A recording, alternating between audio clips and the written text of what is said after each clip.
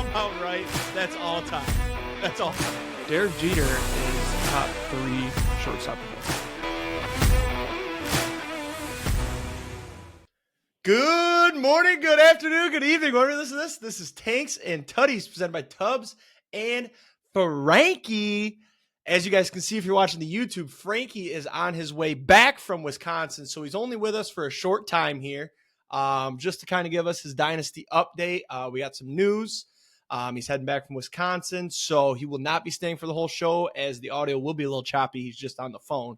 So let's get right into it and send you on your way. And we're going to have a Tubbs solo episode. Sorry about that, but we had to do it. Franke had some family stuff back home to take care of. So let's get right into it. I'll start with my team and then have you wrap it up. Lost in the first round of the playoffs yet again. I believe I went 12-1, conference champion. Lost in the first round again. Didn't have any good head coaching offers, so we're staying at Minnesota. We're running it back yet again. We didn't play much. Again, I don't think we started a single game. Huh? You got extended again, didn't you? I got extended, but I did get offers. We thought that when you get extended, you don't get offers, but I did get offers. They were just shit. The best one was like Northwestern, which was a step down. So wasn't doing that. But you had a huge step up. Where are you at this year, Franke?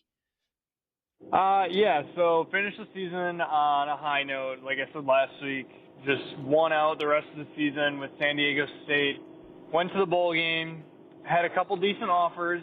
I believe it was offers from Cal as an OC, and they had been stealing all of my prospects, all of my recruits coming in. So I thought about that. Ended up turning it down. I had an offer from there was 3 other schools. One was a defensive coordinator at a bigger school, and I felt like I didn't want to be a DC. And then I got an offer to head back to the SEC. My villain role, the villain arc, is started. Richard Suckins is returning to the SEC as the head coach of Ole Miss. Or no, sorry. Ole Miss, baby. Mississippi State. Oh. Wrong Mississippi State. Oh, I thought it was Ole Miss. Okay. No, Mississippi State. They are all right. I am not going to lie. I debated not taking a new job at all. And I said, you know what? I have a big game in my bowl game. I don't remember who I was going up against, but they were like 10-3. I said, if I win this game, I will stay at San Diego State. I lost by about 40 points, and I said, that's it. I'm out of here. So I'm off to bigger and better things. I am turning the corner, going from the hero of saving San Diego State to a villain and taking down the rest of the SEC with me. So, absolutely. We're hopeful to get quite a few games in this week. Sid, my girlfriend, is actually going to Nashville tomorrow for the whole weekend. So I will be on quite a bit. Hopefully I'm going to get Franke on quite a bit. Maybe we can finish the season and hopefully I'll have a new school. Maybe one of us will win something. Who knows? No chance. You're Franke, getting thanks for extended calling again. in. I probably will get extended again. I don't know how. They keep giving me these 2-year contracts. I'm sick of it. But thanks for hopping on, Franke. Yeah. I'm going to go ahead and solo this. Hey, make sure you stay in so it can upload. Remember how that was weird when my dad came on here? Yeah. I just want to. I don't know what you got to do. Long-time listener, first-time caller. It's great to be on here. Go Vols, go Pack, go, and Air Raid is back at Wisconsin. So I'll be talking about that. I'm hitting all the good points. So thanks for coming on. Get home safe, and we'll see you next week back in studio. Thanks. Hey. All right. I just removed him. I don't know how long it'll take. Sometimes those things get weird. But yes, like he said, he's going to take it down at Mississippi State. I can't believe that he got an SEC offer going 6-7. I went 11-1, 12-1, lost in the first round, and they're keeping me there. I'm a little bit sick of it. I'm going to hit remove again. I don't know what's going on with Franke there. I don't know if you guys can even see him or if he can hear me. But he'll be gone eventually. I don't know what's happening. So let's dive into it though. There we go. Now it's just me. There we go. A lot Locks and long shots. I had a fantastic week on the locks. As you guys know, last week I threw out 6 of them. Let's just roll through them. I'm now 40, 27, and 1 on the locks. I went 5 and 1 on my 6 picks. We had Tigers money line game 3. Sid and I went. It was awesome. They got the dub. We'll talk about the rest of the series here in a little bit. But yeah, Sid and I went. It was a lot of fun, man. We got down there pretty early. We both had the day off. And then we had a parking garage that we parked in, so we ended up just drinking in Sid's car. Went to a bar right outside the stadium. That was fun. And then our seats, we were up in right field. Great seats. I don't even remember the final score of that game. I think it was like 3-3. Did they shut them out? 3-0 or 3-1? Either way, they won that game. The only loss of the week, Penn State -5 at USC. They were actually trailing this whole game. I can't believe they even came back and won. But that is a loss there. They won by 3. Texas -14.5 versus Oklahoma. They won 34-3. Absolutely blew them out. Oklahoma backup quarterback. This spread should have been 28, 29 points. Oregon +3. Read this like a book. It's in the long shots coming up. They beat Ohio State. Ohio State can't win big games. I believe Ryan Day is 1-9 against top 5 teams or top 10 teams, maybe. He's trash. He's just born on third base. He thinks everything's handed to him. He's terrible. So that was another W there. Ravens -6.5 versus the Commanders. They won that game 30-23, won by 7, real tight, but a W is a W. And then Bucks -2.5 at the Saints. This game was just points. Holy shit. 51-27 final score. Bucks on top. They were also up in this game 24-3 at one point, I think. And then the Saints came back and were up at halftime. And then the Bucks realized, oh, Spencer Rattler's a rookie QB. Let's blitz him. And that's exactly what they did. They won 51-27. So this week on the locks, I've just got one, toning it back a little bit. Vikings-Lions, under 49.5, -105. This is a very high over-under for an NFL game. The Lions, we know they can put up points. We're going to talk about that. Don't worry, we will talk about that in extent because I don't have anybody to fight back or shut me up. And our defense, yes, we lost Hutch. We'll talk about that as well. But our defense, our secondary looks great. I'm a Sam Darnold hater. I'm waiting. The time is coming. I think this game, it could be Lions, 28-14 and it goes under. Lions 35-14 and it's still under. It's just so many points. So we're taking the under there. Hopefully it's not a shootout. I think the Lions still come out on top in a shootout. But we will be riding the under there. Long shots then. I hit my long shot last week. 13, 39, and 2. We're still horrible. Still open. Scooble Cy Young +1,600. That's a winner. Not going to mark it till he wins it. Terrion Arnold over 2.5 picks. Still doesn't have one. I'm hoping he gets one soon. What are we in? We're in week. Lions are 4-1. So we're in week 6 because we had the bye. Is it week 7? Okay, so they're in week 7. So yeah, you got to have one soon. Got to have it soon. Last week, Oregon moneyline versus Ohio State. They won 32-31. That game was awesome. This week, I've got a weird one. Thursday Night Football, Bo Nix, 200-plus passing yards at the Saints. This is +114. He's gone over 200 yards 4 out of his 6 starts. It's been close, 206, 215, and I think he had 240.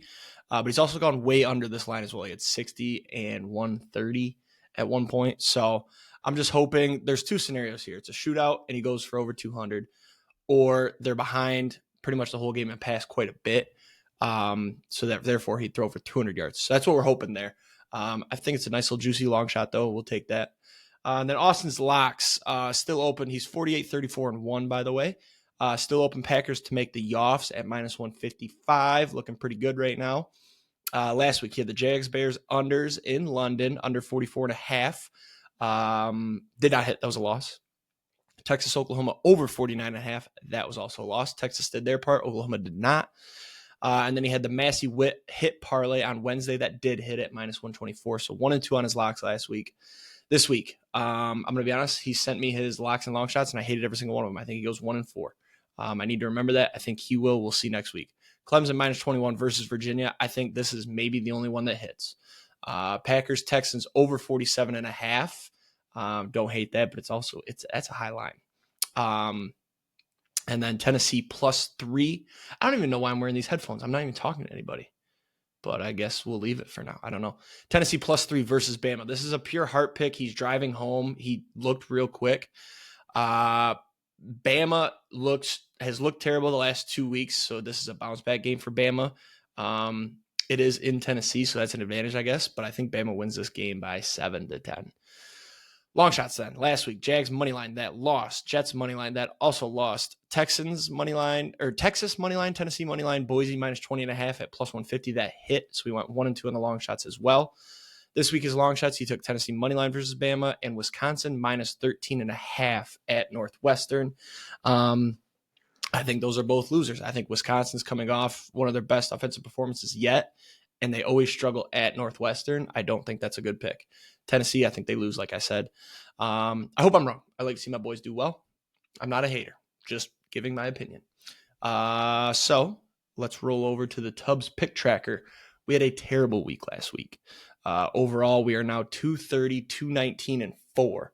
Last week, we went 22 and 30. When I was filling out this spreadsheet on Sunday, it felt like I would go 8 picks in a row were losses, and then I'd have 3 wins, and then 5 more losses. And then at one point, I rattled off 11 straight wins, but it didn't catch up. I just was bad.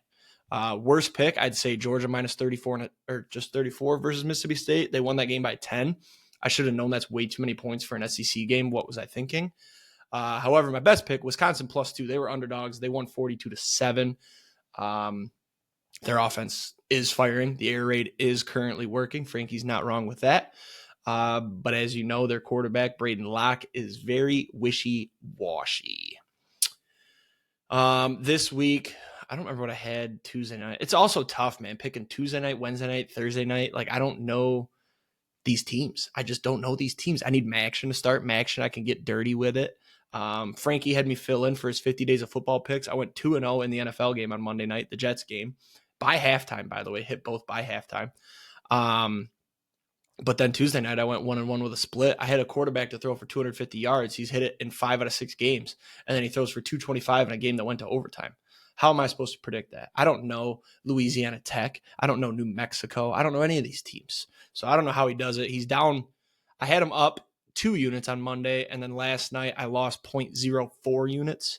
So pretty stellar stuff by me. Let's see if he can keep it rolling. I don't know if I'm supposed to do him for him today. I should ask. I also forgot to mention we're recording a day late because Tuesday night I hung out with my girlfriend since she is leaving tomorrow. She has to pack tonight and all those things. We usually hang out on Wednesdays. So it worked out well that, maybe Franke's back and we can record. He's not, so that's why we're doing the solo. MLB then, I'm dreading this. My Tigers fell in 5 to the Guardians. Game 3 was Wednesday. Sid and I went. It was a great game. They won. And then Thursday, they went out there. They had a lead. They were looking good, putting up some runs. And then in the 7th inning, was it Lane Thomas? I think it was Lane Thomas hit a 2-run bomb in the top of the 7th. And we just couldn't get it back. I think that they in the 8th inning, they got an insurance run to go up 5-3, or that was at the 9th. Top of the 9th, they had a suicide squeeze. It worked. And then the bottom of the 9th, we got another run off of Class A, make it 5-4, and then we just couldn't get through. And then Saturday, Scooble on the mound. Honestly, to be honest with you, his confidence was high. Scooble, Cy Young pitching. He looked great. He gave up a run early on. I don't remember how he gave up a run early. No, it was that same inning. It wasn't early. It was like the 5th inning. He gave up a run. He hit Ramirez to walk in a run.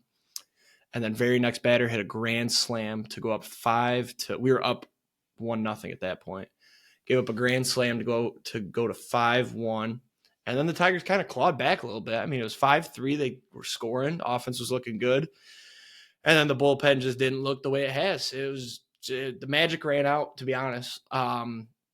I was pretty depressed, to be honest with you guys. I have never experienced a run like that in any sport where we were dead all year. I always dreaded talking MLB on this show. And then they go on this miracle run of hottest team in baseball since the All-Star break, hottest team in baseball since Javi went to the IL. And then they sweep the Astros in Houston in the wild card, and then they go up 2-1 in the DS. Like I was thinking World Series. I'm not gonna lie to you guys. So when they lost that game, pretty depressed. Took me a couple days to get over it. Sid was over on Saturday to watch with me, so I had to get over it pretty quick because I'm not trying to be this depressed shell with my girlfriend. She might argue differently. She did see a side of me she hasn't seen yet, and that is me when my team is competing in the playoffs. Pretty animated, pretty loud, pretty bitchy.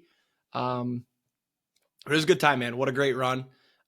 They've got some things to change, but this could mean there's more MLB talk next year with me actually getting involved because I'm hooked, man. That was I texted the boys in the group chat. I'm like, I've never experienced like any sort of thing like this for baseball ever.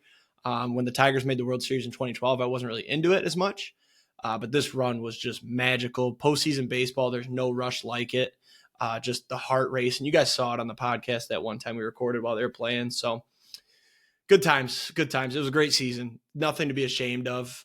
Just sign the shit out of Scooble, whatever he wants. Give him the key to the city. I don't care. And then go get some hitters. We need some hitters, man. Because Vierling, I believe it was, I think it was 4 for like 40 or something with runners in scoring position in the DS. Like that is just terrible. So get some hitters, man. And this could be a really good team. I mean, we're young, but it's time to take that next step. As for the other series, the Yankees kind of controlled the Royals. That I didn't see much of that series. So it's Yankees versus Guardians in the ALCS. Yanks are currently up 2-0. That looks like it's going to be a boring series, but it is going back to Cleveland now. Maybe it'll be a little different. But my prediction of Yankees-Dodgers World Series is looking pretty good. The Dodgers did advance to the CS over the Padres. That was a fun series. Some bad blood there. Always love bad blood. And then the Mets took down the Phillies, surprisingly. I thought the Mets were going to die as well. But so now we're looking at Franke's worst nightmare of Mets-Yankees. And then also Dodgers-Yankees is his nightmare. So I think he's rooting for Guardians-Mets maybe. I'm rooting for Yankees-Dodgers because I called it at the beginning of the season when we did our MLB preview. I said Yankees over the Dodgers. I don't know if I said games. I might have to check on that. That'd be impressive. Honestly, an all-time prediction year by me. I had the AL Cy Young. I had the NL MVP. Did I have the AL? I think I had both MVPs and the Cy Young. I missed on the Rookie of the Years, but my World Series prediction is still alive. We're in the CS. So Dodgers-Mets is currently 1-1, I think. Let me check that real quick, actually. I don't want to say the wrong thing. I think they play tonight. Yep. Dodgers-Mets tonight. They're back in New York. It's tied up 1-1. And then tomorrow we got both series going. But, yeah, the Yankees are up 2-0 on the Guards.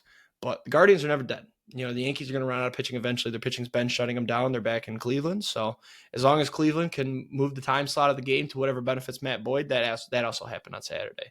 Game was supposed to be at 8 p.m.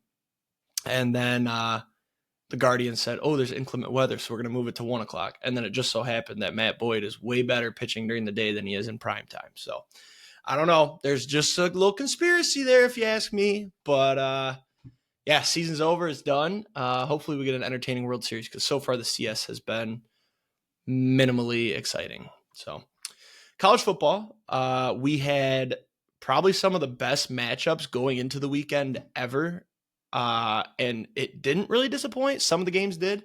But running through it, we started with Bama and South Carolina at noon. I had this on in the background during the Tigers game. I went with the 2 TV setup. Bama survived. This game was close. It was 27-25. Don't know if I said that yet. And South Carolina scored with 43 seconds left to be down 2.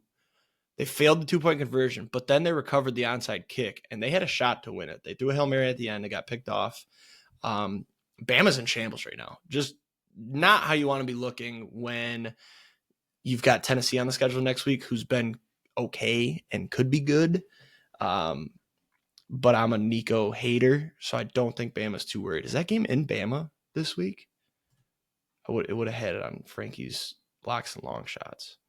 It's in Tennessee. So, yeah, not the spot you want to be. So, that'd be an interesting one this week. Penn State USC, mentioned it earlier. This game went to overtime. Let me pull up. Where the hell is it? Penn State. There it is. USC, man, they just don't like holding on to lead. So, they're up 20-6 at halftime. Penn State tied it up in the third quarter, and then USC went up 3. Penn State tied it then early in the fourth. USC took a lead with 5 to go. And then Penn State tied it up with 2.5 to go. And Penn State wins it in overtime with a field goal. Just USC just can't hold on to leads. It doesn't matter when they have it. Also, they like to come back from leads as well. Look at Michigan. Look at the Wisconsin game. They came back in the second half. They're a second half team against bad teams, Michigan and Wisconsin, and against good teams, they're a first half team that blows it in the second. So something to watch there. Illinois Purdue was also a lot of fun. I had that game on. I thought this game was going to be, I had the over on my spreadsheet, so shout out to me. It finished 50-49 in overtime. But when you hear those teams, you don't think overtime thriller, right? I believe Illinois went for 2. No. Sorry, I just hit the mic. Illinois scored first in overtime to go up 50-43. Purdue scored and then said, we're going to go for 2 and win it. They got stopped, 50-49 final score. Tennessee survived Florida. This game was way closer than it should have been. What was Tennessee's spread in this game? They won 23-17 in overtime. They were 14-point favorites, and Florida was up 10-0 in the third quarter. Tennessee didn't score until 2.5 left in the third. They ended up tying it up, though, in the third. They took the lead in the fourth, and then Florida scored with 30 seconds left on a 30-yard touchdown to send it to overtime. And then in overtime, did they get stopped and miss the field goal? I want to say they missed the field goal in overtime.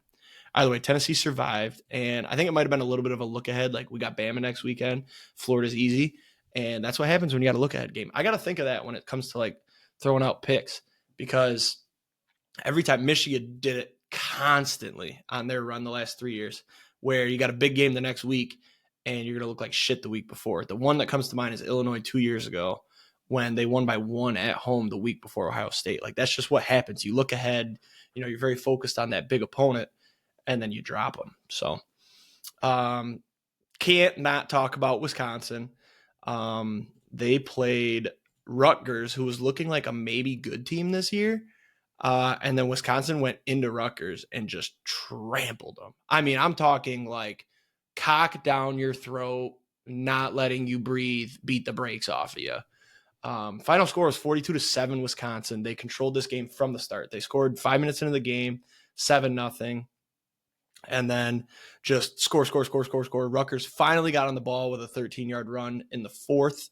But Wisconsin pretty much had backups in. No, Braden Locke played the whole game. Wow, they never put backups in, really? Did Braden Locke have any? Yeah, wow. So Braden Locke, 20 for 28, 240 yards and a touchdown, 1 pick. The pick was early, I believe. It was a bad throw.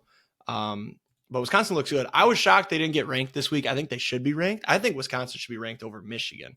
I mean, you look at their losses. They lost to Bama, and then the week after they played Bama, they had to play ranked USC at the time.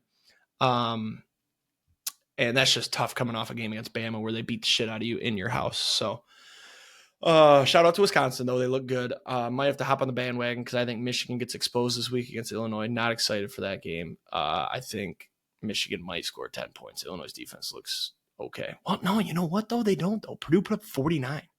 Purdue, by the way, they were down 24-3 at halftime. Came back. They put up 17 and 23 in the third and fourth. So Michigan's got to keep an eye on that. And then the best game of the weekend easily goes to Ohio State and Oregon. This game was at 7:30 night game. It was back and forth the whole game. How many lead changes do we have? So, Ohio State was up 7, then Oregon scored, but they'd missed the kick. Then they went for 2 on the next one, missed it. So they took the lead early in the second. Ohio State took the lead back. Oregon took the lead back again at halftime. Then Ohio State took the lead. Then Oregon took the lead. Then Ohio State made a field goal for the league, and then Oregon made the field goal with 1:40 left. To win the game 32-31. I'm probably saying a lot. I apologize. I'm not used to this talking to myself it's been probably 20 minutes of solo talk. Not used to it. I'm excited to talk about the Lions, though. There won't be a lot of ums then. But yeah, Ohio State got the ball back, drove down the field. They had no timeouts left, or they had 1 timeout left. They were at like the 30-ish yard line, just outside of field goal range. They ran 1 more play, and Will Howard ended up scrambling to try to get some yards for field goal range. He ran a yard or two too long, though, and slid when the clock hit 0, and they lost the game. I was hoping for Ohio State to have to kick another game-winning field goal just so they could miss that, just like the Georgia game in the New Year's Bowl there. But, yeah, Oregon hangs on. Their offense is amazing. Both defenses in this game looked trash. Ohio State's cornerbacks got absolutely torched. Dylan Gabriel passed for 341 and 2 touchdowns, only 11 incompletions. Will Howard, 326, 2 touchdowns. Like, I don't know if Michigan can upset Oregon or Ohio State, but if they do, it would be Jack Tuttle getting reps in and somehow becoming a decent quarterback because these defenses are garbage. but they do have very good offenses. So I don't know if Michigan's defense is for real. They looked like shit last week. That was the other thing. Washington played Iowa, and Iowa hung 40 on Washington. Granted, it was in Iowa, but it's just not a good look when Michigan, who I think has a better offense than Iowa, they don't now. But yeah, just kind of sad. And then my only other one, I got two more. LSU Ole Miss. This was another great game. This one was back and forth as well. Went to overtime. Where's it on my list here? Ohio State or LSU scored the game-tying touchdown with 30 seconds left. Goes to overtime. Ole Miss got a field goal. It was a 57-yard field goal in overtime. They had a 4-play negative 15-yard drive. Must have been a penalty. And then 25-yard touchdown on the first play for LSU in overtime. In Tiger Stadium as well. I saw the clip on Twitter. Very electric touchdown in overtime to win it. LSU now 5-1. Who have they played? Anybody? They lost to USC to start the year. And Ole Miss was their first real game. But they've got A&M and Bama back-to-back. So they've got a chance to prove and get in. Watch out for LSU. And then the only other game is Colorado. I got to say something about Colorado. I do not like Shedeur Sanders, Deion Sanders, and Shiloh Sanders. They're all overrated. Love Travis Hunter. He's a great athlete. So good. He went out in this game, and they still kept it close and came back versus Kansas State. They were down 21-7 with 5 left in the third. Then they ended up being up 28-24 with 3 minutes left. I love Colorado for the fact that they play very entertaining football games. I will say that nice about them. I do not like Deion. I do not like how flashy they are. I don't like how it's very in your face, but they are a fun team to watch. I can't remember the end of this game too. There was a questionable no call on pass interference. I think it was ticky-tacky. The game was in Colorado, so you could have thrown the flag. But looking at their schedule, I think they're going to make a bowl this year, unlike last year. They've got Arizona this week. This week. That's a testy game. Why is it at 4? That's so weird. Then they've got Cincinnati, Texas Tech, Utah. Utah might be tough. Kansas, Oklahoma State. All winnable games. I think we could see Colorado at 9-3 making the playoff. Or not making the playoff, sorry. Making a respectable bowl game. Their conference, the problem with their conference is that BYU and Iowa State are both good. Texas Tech is above them. Kansas State, Arizona State. Kansas State has the tiebreaker. I think they have an easy schedule as well. Yeah, they've got West Virginia, Kansas. The Big 12 is kind of weak. I didn't realize Iowa State is ranked number 9. Who have they played? Nobody. All right, that's my hate team of the week. Iowa State. I hate them. Let's switch over then to the NFL, and we're gonna start. By saying, first of all, that I golfed on Sunday.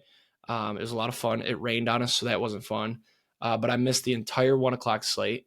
And then I went over to my buddy's house for the Lions game. Shout out to Tip. He's got an awesome setup in his garage. He's got 3 TVs, a heater, a pool table. We had beers. We had beer fridge. We had chili. It was amazing. Shout out to Tip. And yeah, the Lions got the dub, so it was a fantastic day. But with that being said, I don't have much knowledge on these games, so I'm going to fly through many of them and focus mostly on the Detroit Lions. So we'll save the Lions for when we get to the 4 o'clock slate. Let's start on Thursday. Niners over the Seahawks. This game, I watched most of it. Seahawks were never really in it. I think they kind of clawed back a little bit. The Niners were blowing them out. It was 16-3 at half. I think the Niners scored early in the third as well. Yeah. And then the Seahawks scored 14 unanswered to get down 7. They had a chance in this game. They really did. And then they just, for some reason, passed the ball a lot. And Gino threw a pick. Just classic. London game, Bears beat the Jags. The Jags are a dumpster fire. I think Doug Peterson is fired as soon as they get back from London. They stayed in London because they play again this week. Just move the Jags to London already. By the way, Paige's picks, I'll say it now before I forget it. I went undefeated in Sunday games played in the United States. Pretty impressive. 11-0 on Sunday in the games in the U.S. I missed the London game. I took the Jags, which is dumb of me. I'll never make that mistake again. Actually, I think I took them this week because they're playing the Patriots. I haven't said scores either. I just realized. Packers 34-13 over the Cardinals. Nothing to say in this game except Jordan Love is pretty good. He makes some questionable throws, but they always work out. So you kind of tell yourself, maybe they're not that questionable because they worked. 258 yards, 4 touchdowns. Did Josh Jacobs score a touchdown yet? No, he did not.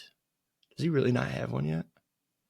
Hold up. Let's pull up the Josh Jacobs stats. I need a drink. My mouth is so dry. Oh, he does have a rushing touchdown. Which week did he score? Apparently against the Rams he did. I wasn't aware of that. Yeah, good win for the Packers. While we're here, let's talk about the NFC North. It's the best division in football. It's insane. The Bears have beat teams that are not good. I think they're winning games. The teams have a combined record of like 4-16. So I think the Bears are fraudulent. Obviously, I've made it clear. I think the Vikings are fraudulent as well. But you got to respect point differential. The Vikings, obviously, their point differential is high. They've won every single game. But the NFC North has the top 4 highest point differentials in the league. You got the Vikings, Lions, Bears, and Packers. Very impressive stuff. And it's going to be a problem when they start beating up on each other because the NFC North is great. The Packers are very good. Franke with a great grab on the Packers to make the playoffs. I think there's no way they miss, barring a Jordan Love injury. Even if he does get injured, look what happened. He came back 2 weeks. People were talking months. He came back in weeks. Moving on then, Colts and Titans. Don't know a thing about this game. The Colts won 2017. Good for them. Flacco looked good. Excuse me. Actually, he didn't. He threw 16 incompletions. That's about a 50% passer rating or 50% pass completion. Yeah, I don't have anything for that game. Texas Patriots. I have something for this game. Drake May. He looked kind of good in his first game. The Texans won 41-21. Drake May can't do anything about his team not having a defense. But 20 for 33, 243 yards and 3 tutties in his first NFL game. Or first start. Impressive, man. Good for him. If Brissett started this game, they might have scored 1 touchdown. So let Drake May play. He's fun to watch. I saw a couple clips. He looked good. Bucks and Saints, I pretty much wrapped this one up in my long shots. The Bucks won 51-27. Chris Godwin does not get enough credit for being great. I think because he's not really overshadowed by Mike Evans because he's putting up better stats, but Mike Evans is the bigger name because he's done it for longer. But Godwin's one of those guys that I forget about because he's been in the league so long and he just does his thing. He's got a Super Bowl with Brady, but he deserves some respect. I mean, 11 catches for 125 and 2 tutters. That's very good stats. Browns and Eagles. Eagles win 20-16. This game is sounds a lot closer than it was. The Browns got a lucky field goal block at the end of the half to return it for a touchdown. And then they tied it up in the 4th. But the Eagles said, okay, enough of that, 20-13 in the 4th. And then they gave up. Browns kicked a sad field goal, it looks like, with 3:54 left. A podcast that I listened to made a very good point, and they think that the Browns are starting Deshaun to punish Deshaun for all of his sins since police forces don't do anything about it. That's a very good point. Just throw him out there every Sunday, let him embarrass himself. Let's talk about his stat line real quick. 16 for 23 for 168 yards. And that's with Amari Cooper on your team. And Jerry Jeudy, who's a very serviceable wide receiver. Like, Deshaun is just bad. And people always blame their line. I think people are more blaming Watson now. But at first it was, the line's so bad he can't do anything. No, good quarterbacks know how to get around that. Matt Stafford played with a shitty line his whole career and made work with the Lions. Like, it's Deshaun Watson is trash. He's washed. Ravens Commanders, I hit that in locks. Ravens won 30-23. And that brings us to the 4:00 slate. The Detroit Lions absolutely shit all over the Dallas Cowboys. 47-9 final score. And this was a fuck you NFL game. This was Dan Campbell, Ben Johnson, Jared Goff, the whole offensive line just going, fuck you, NFL. That's all it was. I mean, this game was over. I'd say it was over at the start of the second. The Lions drove down the field. They had a pick. They were up 17-3 with 11 minutes to go in the second, and they just did what they wanted. I believe they had 9 scoring drives, and the Cowboys scored 9 points. Late in the game, though, let's start with that. Hutchinson was on the field. I believe it was a 37-9 game, maybe right before the 4th quarter. Hutch got in there for the sack, wrapped up Dak. It was kind of one of those weird ones where he's kind of trying to wrap, but his momentum is taking him, and his leg swung into Aleem McNeil's leg, and Hutch's leg just literally snapped.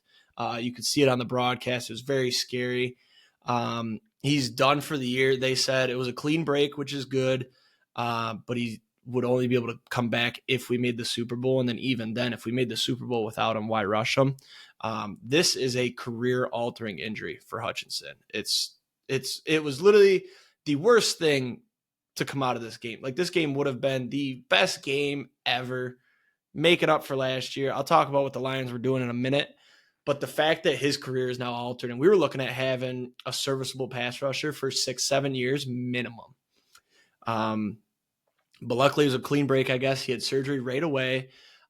His family also said he had a worse injury in college that he was able to come back from. So I'm keeping my fingers crossed that he can come back. He's obviously one of my favorite players. I love the guy, Michigan man, but just a fluke bullshit injury. And then people are going at Campbell about why were your starters in there, blah, blah, blah. Campbell wanted to make a statement to the NFL. I get it. It's the NFL. We don't really bench guys, but after that, you saw some starters come out. Just super unfortunate, but let's focus on the good. Prayers up for Hutch. Hopefully we'll go get a pass rusher. I've seen a lot of names thrown out there. I don't think we get Max Crosby. I don't think we get Trey Hendrickson. I think you're more like, I saw we inquired on Hassan Reddick, which I'm going to say it right now. I don't like it. I hope I'm wrong, but I don't want a guy that's been sitting out because he wants money, because now we got to give him money. But I also don't want to just run with, this practice squad guy that we signed. I'd rather have somebody. There's a lot of names being thrown out there. Hopefully we realize this is the window. Like, we went to the NFC Championship last year and our offense got better. Our secondary got better. I'm going to say it. This is where I get to gloat now. I got the sad shit out of the way. I get to gloat now. The Lions have the best offense in the NFL. I'm going to say it, in the NFL. They score when they want. They run the plays they want. We ran another trick play that worked. It was a triple reverse back to Goff, over the top to Laporta, touchdown. Montgomery just runs with authority, and then you throw Gibbs in there for some fresh legs. They just do whatever the fuck they want, and it is the most pleasurable experience ever, watching that team just go, and score, and score, and score. I don't know how we lost to the Bucs. I really don't. I'm going to blame it on rust because our starters didn't play in the preseason. But then you got, you can lock down Amon-Ra. He didn't really put up the crazy stats today. He did score to save me in fantasy. That's great. But then you got J-Mo just running loose. He was wide open over the top. There was a video of Trayvon Diggs literally saying, I can't keep up. And then we locked down CeeDee Lamb. I'm going to say it. We locked down CeeDee Lamb. 7 catches for 89 yards. That's nothing. He went for 240 and a touchdown last year. Shut him down. It's just, everything is Detroit right now. Our defense looked phenomenal. Even after the Hutch injury, they were getting after Dak, getting sacks. Who else can I gloat about? Oh, yeah, that's right. The big fuck you to the NFL was late in the game. They ran Sewell reported as eligible, and then they ran the hook and ladder with Sewell, and he scored, but there was an ineligible man downfield. Saw the tape. It was a legit penalty. That's okay. And then really late in the game, Skipper lined up at wide receiver. He's just the most clear and obvious fuck you. We won that game last year. I love this fucking team. I want them to get it done so bad this year. It just feels like it's right, man. I mean, we are winning at will. We got the loss out of the way early, so there's no pressure of an undefeated season. Maybe that was the plan. We just got to fill Hutch's spot or find a way around it. But our DBs, man, Carlton Davis, Terrion Arnold just playing great. I don't think Terrion Arnold got flagged in this game. Do they show that on the box score? Let's see. Detroit defense. Here we go. They don't show. Ooh, no. Shit. You know what? Take Rodriguez and put him at DN. Why not? I would. Terrion Arnold had 1 pass breakup. It doesn't show flags. Whatever. There's not much else to say other than this team is so fun. I would venture to also say that this is the new America's team. Everybody loves the Lions. It's on every talk show. It's no longer, are the Lions legit? It's, look how good the Lions are. I mean, 492 total yards to Dallas' 250. No turnovers. Dallas had 5 turnovers. I know Dak threw 2 picks. They had 2. They had the fumble. Must have been a late one I missed because I ended up leaving my buddies early so I could get home. But, Kirby Joseph with a big pick in the end zone off a Cooper Rush. Brian Branch had a sweet pick on Dak. He bit on the drag route, and it was, I don't want to say bit. He faked out, I'm going to the drag route to leave the fade open. Then he dropped back and just right in the bucket. Prevented points there. And then I think Branch punched one out later that Arnold recovered. That was awesome. And then, or was it Carlton Davis that recovered it or punched it out? I don't know. Either way, we're getting turnovers. That's the other thing about the Packers I forgot to mention. If you're still listening, Packers fans, your defense is great. You guys have 17 turnovers this year, and I believe you had 19 all of last year. That's very impressive. But yeah, I'm so ready for this game this weekend. Lions and Vikings. Lions are underdogs, which I love. Keep hating it is in Minnesota, so I get that. I can't wait. I can't wait for this game. Minnesota's got a great defense. Their run game's very good. Justin Jefferson, obviously, that's the real test. If we shut down Justin Jefferson and CD in back-to-back weeks, watch out. Watch out. Lions just got to wear the black uniforms more. They look great. And yeah, hopefully we keep rolling, man. This team. I mean, it's been a long time since I watched a Lions game and it was like over in the second quarter. I was just sitting back and having fun. You know what I mean? It was good times. Flying through the rest of these. Chargers beat the Broncos 23-16. Steelers over the Raiders 32-13. I don't get why Russ is starting this week. Why do you bench Justin Fields when you're 4-2? It makes no sense. He's winning games. Falcons over the Panthers, no worries there, 38-20. Bengals over the Giants in a snooze fest on Sunday night, 17-7. I don't know if the Bengals are in trouble. I mean, their defense, I guess, looked good, but it's the Giants. But how do you only put up 17 on the Giants? And then Monday night, Bills over the Jets, 23-20. That was a better game. Fell asleep, though. But, yeah, a couple of some trade news quick. Devontae Adams did get traded to the Jets. Very excited. I have Devontae in fantasy, so I hope that works out. I'm trying to trade him, but the guy I'm trying to trade to will not respond. Franke, if you're listening, tell your brother to fucking text back or do something. I countered his trade. And then Amari Cooper got traded to the Bills. That's huge. I think that ruins the Keon Coleman stock if you're stashing him in fantasy. But this is huge for Amari Cooper owners because you go from Deshaun Watson to Josh Allen, who is just a freak of nature. So very fun things to watch there. Hopefully we have some more trade news next week with the Lions acquiring a pass rusher. Wouldn't hate Hassan Reddick. Wouldn't hate Chase Young. The only thing I would hate is we're going to run with what we got. I'd hate that. You got to fill those shoes. Hutch is too good to not replace. I saw Trayvon Walker too, which is funny. He was the first overall pick, and then we got Hutch. Imagine those two lined up, first and second overall picks. Kind of cool, but won't happen. Anyways, Paige's picks then. Let me pull up my note sheet here. Last week, me and Frankie did very well.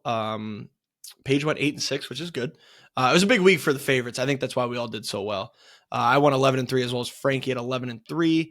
My records, Frankie's firm in the lead still, 58-34. I'm right there at 51-41. I just need a big week and Frankie to have a bad week. It's not going to happen this week. We had a couple of similar picks. Paige fighting to get to 500 at 43-49. I'm not really going to talk about these games much. I'm just going to rattle off the picks because I am getting bored. I'm not going to lie to you guys. I'm getting bored. It's been 42 and a half minutes talking to myself. I feel like a psychopath kind of. My sister's home right now. I can't even imagine what she's thinking, hearing me just jib, jab, jab, jab on my own. So Broncos at the Saints on Thursday Night Football. This game is gross. It'll be boring. Paige and Austin both on the Saints. I'm riding with the Broncos. I think they're favorites in that game too. Spencer Rattler he looked good in the first half, but not when they got pressure on him. And the Broncos defense is very good. So if Surtain plays, I think the Saints get goose egged.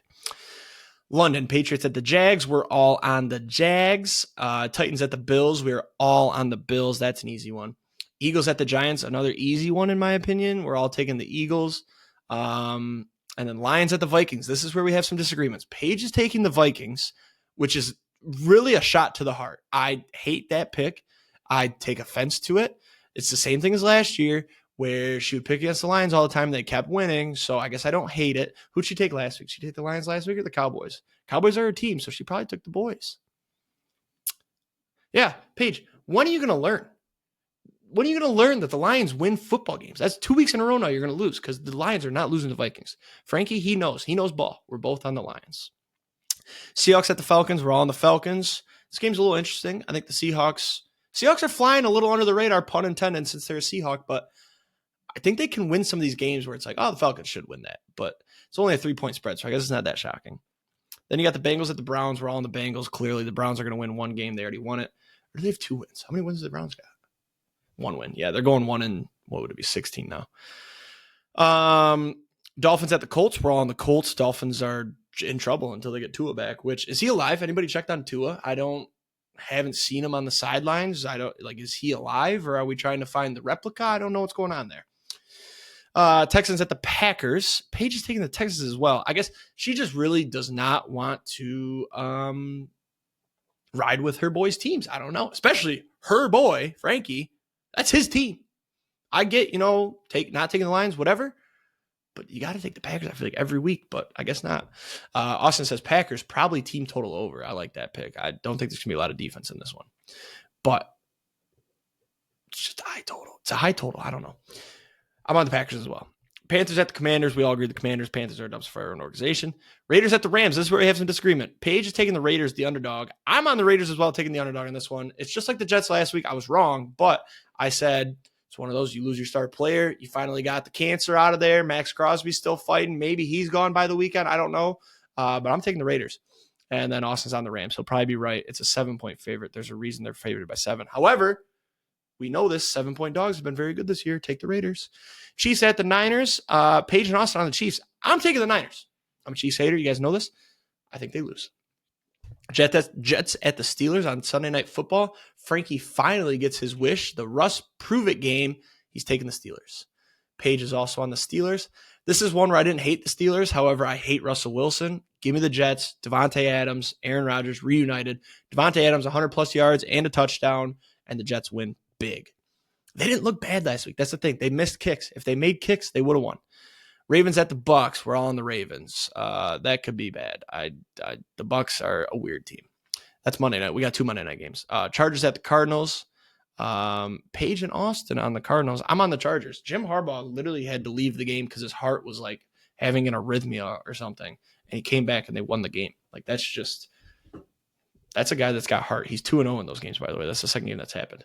Austin, the only one alive in Survivor. He's riding it out. He's taking the Bills. Bills over the Titans. Didn't he already use the Bills? No, he is not. So Austin's still going with Survivor. We'll see how long he can make it. He's taking the Bills. That is all I have. I hope you guys enjoyed me ranting to nobody, just talking to myself. Didn't really have any takes out there. Just kind of hard to get takes out when you're talking to yourself and your thoughts are just. But go Lions, go Wolverines for now. Go Red Wings. They're 1-2. And yeah, we'll see you next week. Have a great weekend. Let's hit some tanks, adore some tutties, and we'll see you.